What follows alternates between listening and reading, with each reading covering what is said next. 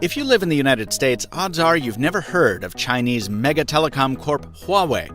But these might get you to perk up and take notice. The brand new Mate 10 and Mate 10 Pro smartphones bear a sleek glass design, huge batteries, and some familiar bonus features. But is there enough here to finally make Huawei a big name in the US? Well, I'm Michael Fisher, and let's find out in a MrMobile First Look.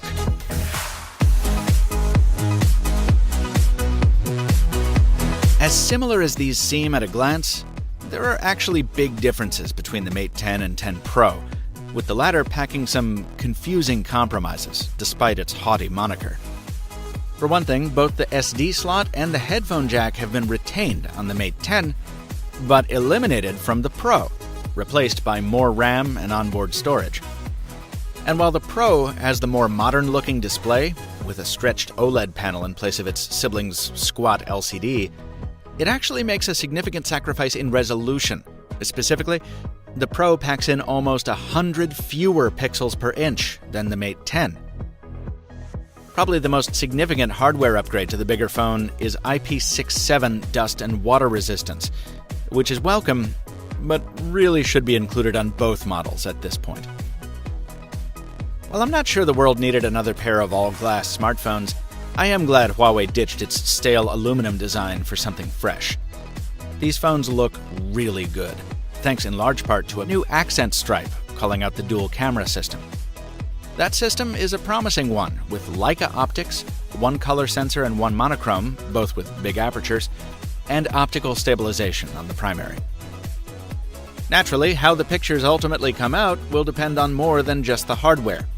Both Mate 10s are powered by the Kirin 970 chipset, which will help it distinguish certain subjects like food or flowers and automatically change its settings to produce the best shot.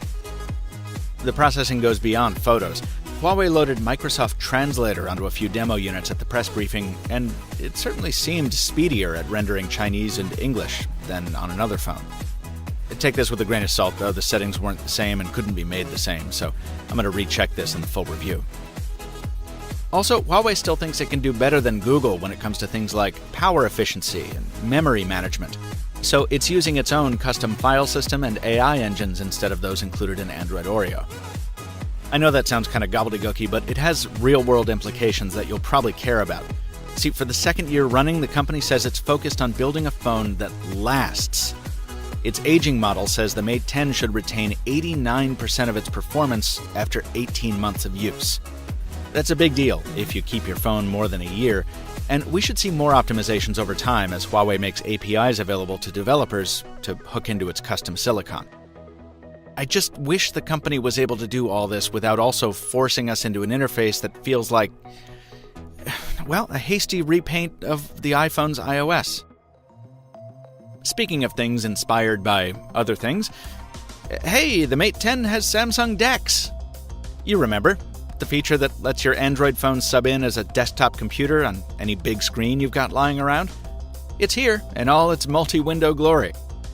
There's no dock. All you need is a USB to HDMI cable with DP support. And Huawei actually improves on DeX in one respect, with an idea lifted from Microsoft's Continuum. You can use your phone as a trackpad while it's connected. Cool. You can't charge the phone while it's connected to a TV, but odds are you won't need to. Whether you get the Mate 10 or the 10 Pro, you've got a 4,000 mAh battery pack to draw from. That's 21% bigger than the Galaxy Note 8s, 37% larger than the iPhone 8 Pluses. We'll have to wait for the full review to see how well it holds up, but I'll put it this way. Huawei would really have to screw up not to get impressive endurance out of batteries this big. Side note, there's no wireless charging here, but the wired charger in the box can take you from 0 to 58% in 30 minutes. Huawei is keeping exact pricing and availability close to its vest for now, but those of us in the United States have a simplified choice when it does arrive. I've been told that the Mate 10 Pro is the only one that'll make its way to the US. No regular 10 here. Whether it makes a splash here will depend on whether Huawei is able to get it onto shelves at one of the major US carriers. And as of yet, there's no word on that either. Nevertheless, With a fresh new design, promising battery life, and a camera that builds on a legacy of very impressive Huawei cameras from the past year, I'm more excited to try this than I have been about any previous Mate. And I'll be giving it the full review pass just as quickly as I can.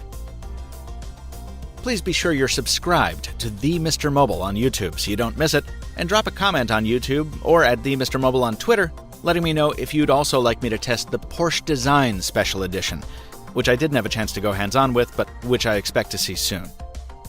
Until next time, thanks for watching, and stay mobile, my friends.